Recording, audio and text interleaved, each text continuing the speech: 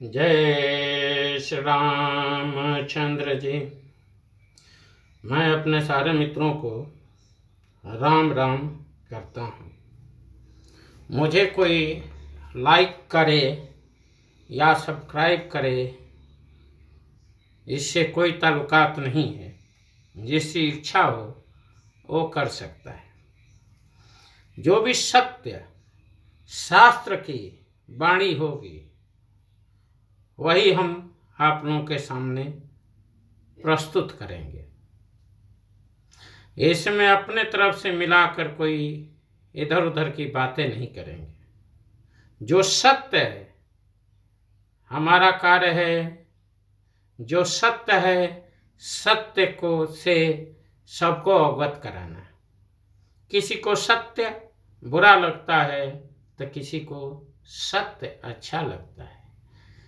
सत्य वाणी बोलना हर इंसान के बस के बाहर की चीज है। हर इंसान सत्य वाणी नहीं बोल सकता। जबकि वह अपने दिल पर आत्मा से पूछे कि क्या हम ये सत्य बोल रहे हैं, आत्मा कभी गवाही नहीं देगा। झूठ क्यों बोलना। इसी मृत्युलोक में यहीं पर नरक है और यहीं पर स्वर्ग है। जैसा जो कर्म करेगा उसे यहाँ पर भोगना ही पड़ेगा। चोरी करोगे सब घर वाले खाएंगे, लेकिन पाप जो चोरी करेगा उसी को लगेगा। उसको इसी धरातल पर अपने कर्मों का भोग भोगना ही पड़ेगा। इसलिए मैं कहता हूँ, शास्त्र कहता है कि 1-2 मिनट जरूर प्रभु का नाम ले लिया कीजिए। वो आपके प्यार के भूखे हैं।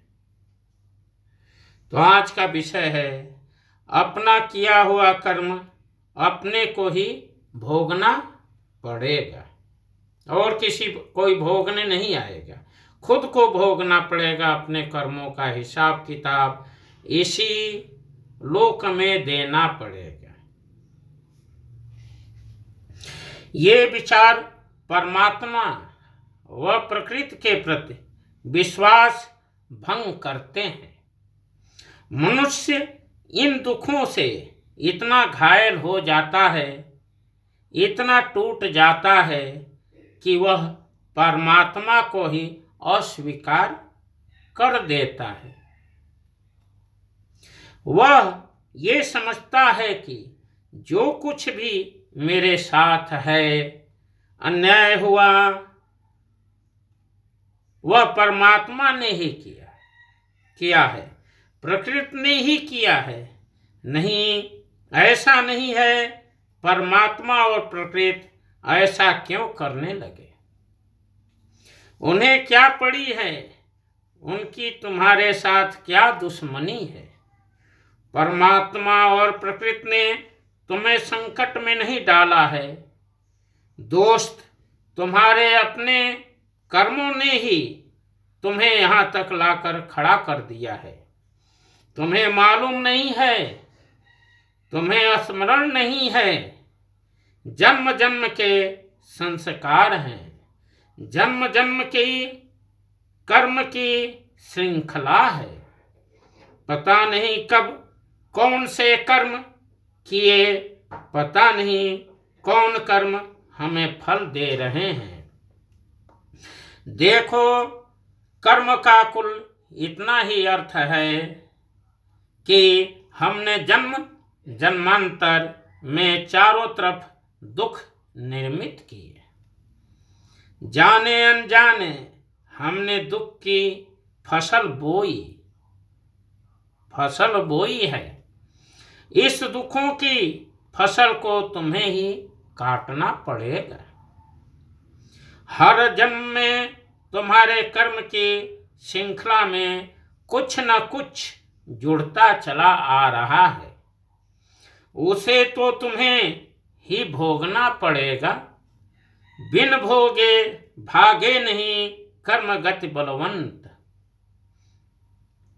ना भुक्तं क्षीयते कर्म कल्पकोटि शतैरपि। तुम इसे स्वीकार कर लो, अच्छा रहेगा।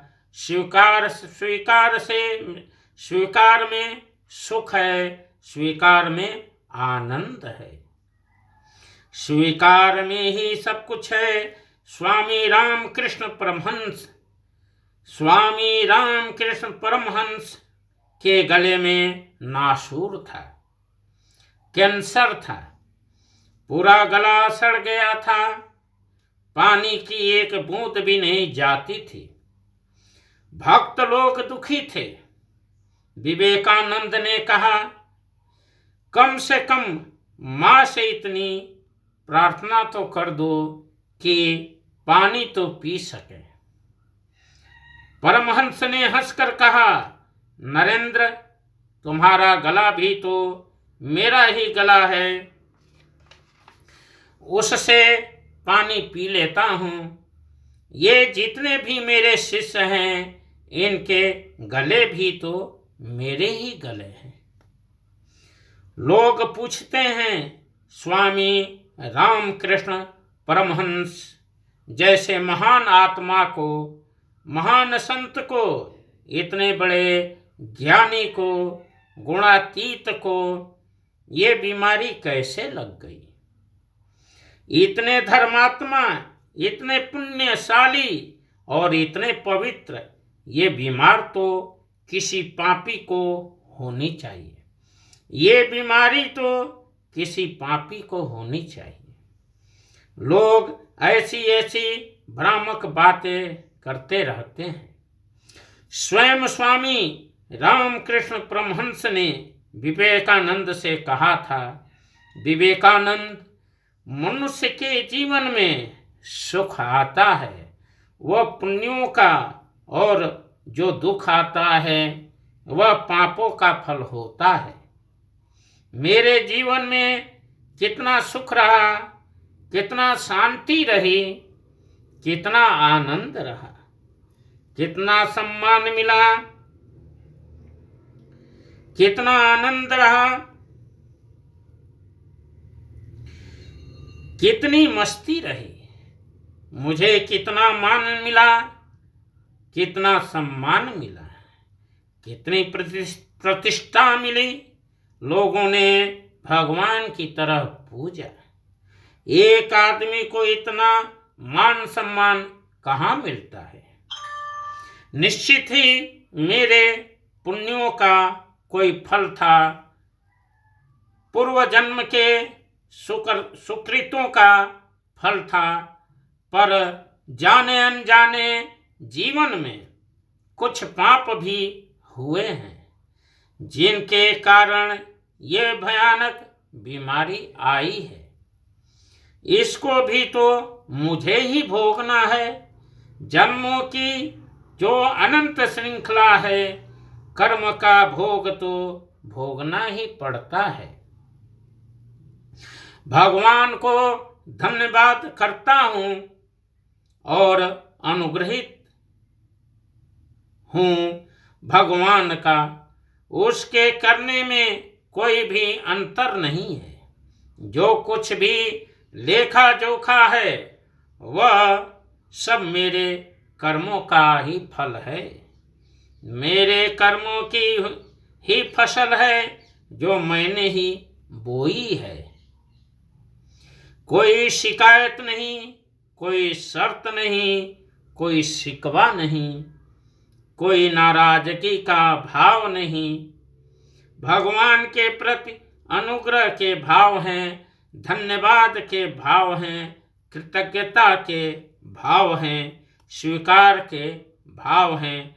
स्वामी रामकृष्ण परमहंस के और स्वामी रामकृष्ण परमहंस के ही क्यों, महर्षि रमन के भी यही भाव है। खून का कैंसर था, बहुत दर्द था, डॉक्टर आ रहे थे, जा रहे थे। पूछा डॉक्टरों ने, दर्द है? बोले हाँ बहुत है, परंतु मैं भीतर से ठीक हूं। भगवान के प्रति कोई शिकायत नहीं है थी, कोई शिकवा नहीं था। अनुग्रह के भाव थे, कृतज्ञता के भाव थे, अच्छा बुरा सब स्वीकार था, सब में समान भाव थे।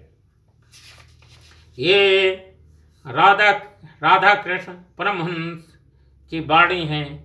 उतने महान आत्मा को, उतने विद्वान आदमी को, उतने सत्संगी आदमी को भी अपने कर्मों का हिसाब, लेखा जोखा इसी धरातल पर भोगना पड़ा। लेकिन कभी भी वो प्रकृति को या भगवान को दोष नहीं दिए, क्योंकि इंसान से जाने अनजाने में भी कुछ ऐसे गलत कर्म हो जाते हैं जिसे वो जान नहीं पाता है, लेकिन उसको भोगना ही पड़ता है। जय श्री रामचंद्र जी।